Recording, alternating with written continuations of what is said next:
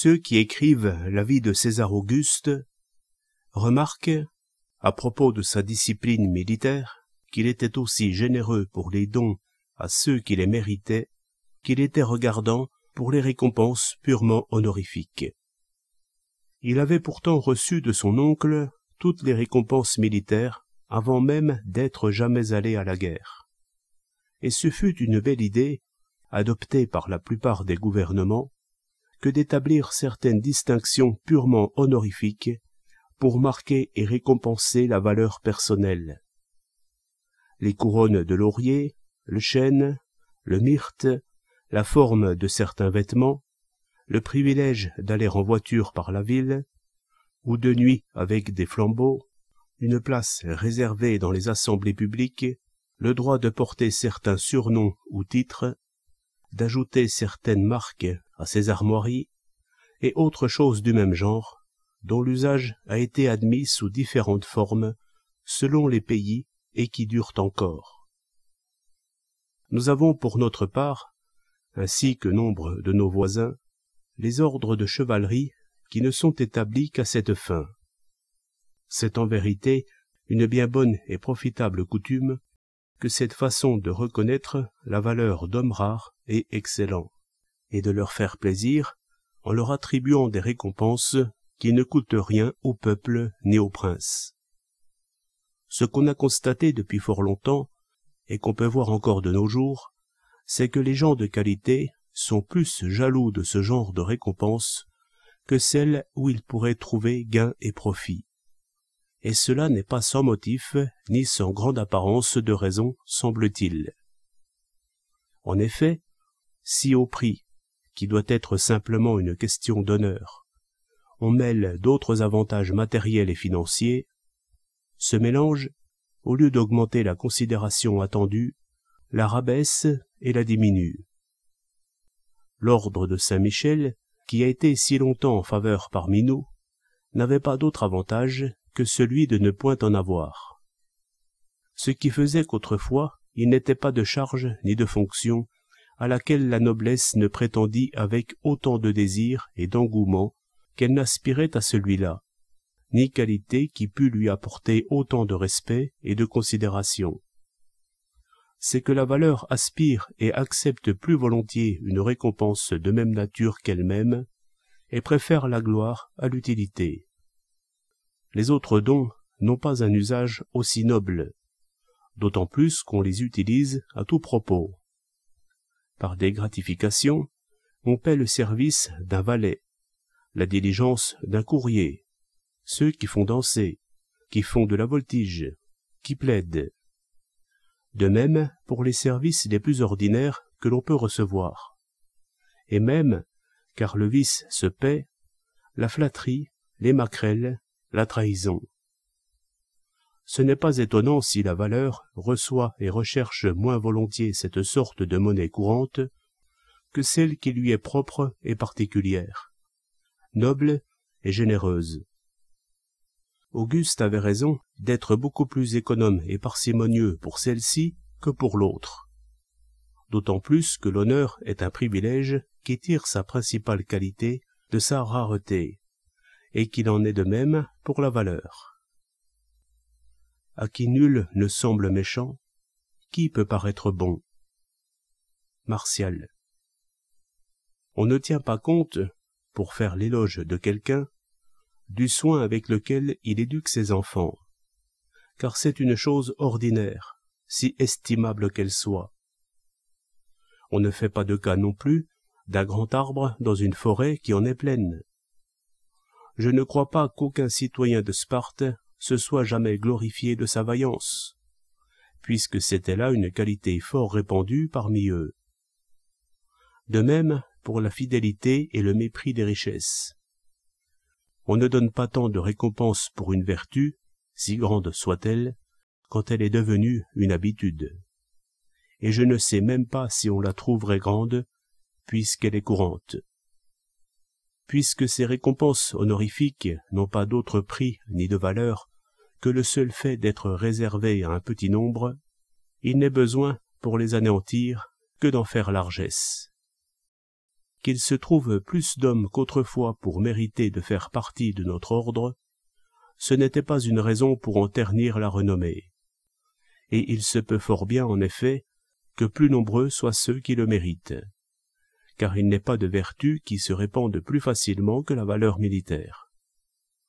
Il en est une autre, vraie, parfaite et philosophique, et j'emploie ce mot selon l'usage actuel, dont je ne parle pas, bien plus importante que la vertu militaire, et plus complète.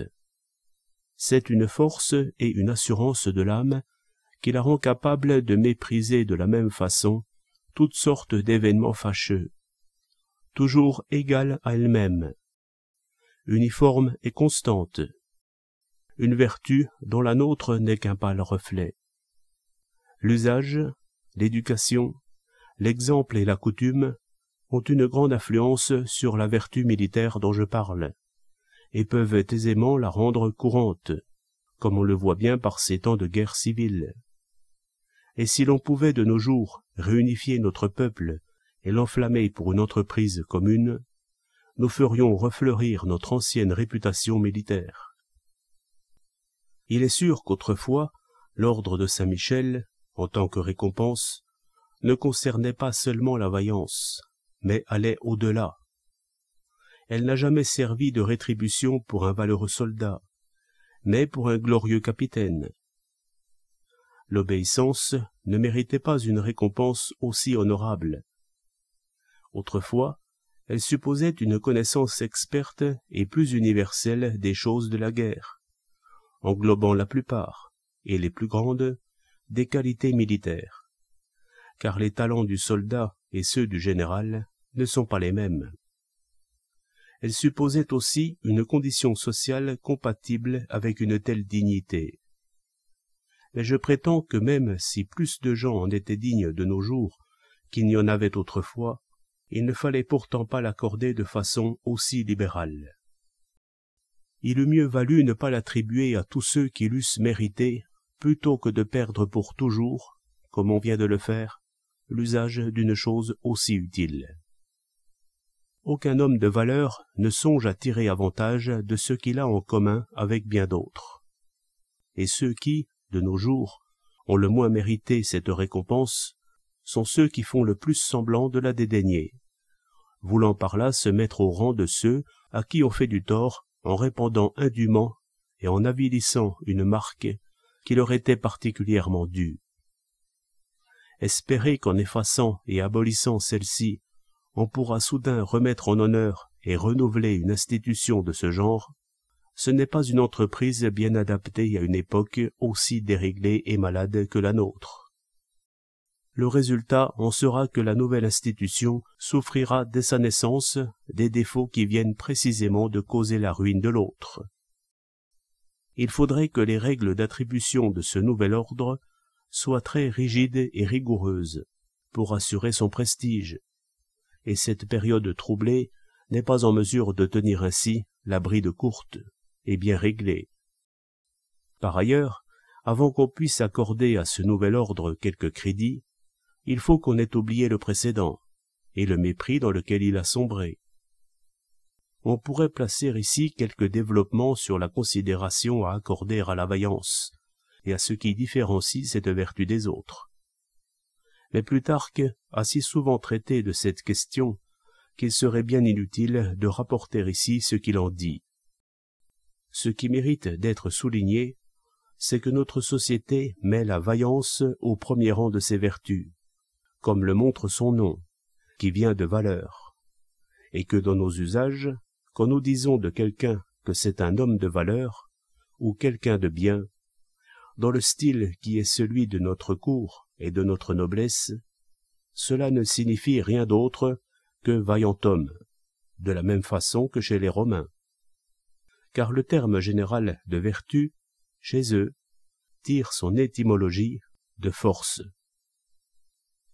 La seule forme véritable et essentielle de noblesse en France, c'est la fonction militaire. Il est fort probable que la première vertu qui se soit manifestée parmi les hommes ait été celle par laquelle les plus courageux se sont rendus maîtres des plus faibles, et ont acquis de ce fait un rang et une réputation particuliers, et que c'est là l'origine de la dignité qui est demeurée attachée à cette appellation. À moins que ce ne soit dû au fait que ces peuples très belliqueux ont donné le plus grand prix et le titre le plus élevé à celle des vertus qui leur était la plus familière. De la même façon que notre passion et ce souci fiévreux que nous avons de la chasteté des femmes fait que les expressions « bonne épouse »,« femme de bien »,« femme d'honneur et de vertu » ne sont pour nous que des façons de dire « femme chaste », comme si, pour les obliger à ce devoir, nous mettions à l'écart tous les autres, comme si nous étions prêts à leur pardonner toute autre faute pour obtenir qu'elles ne commettent pas celle-là.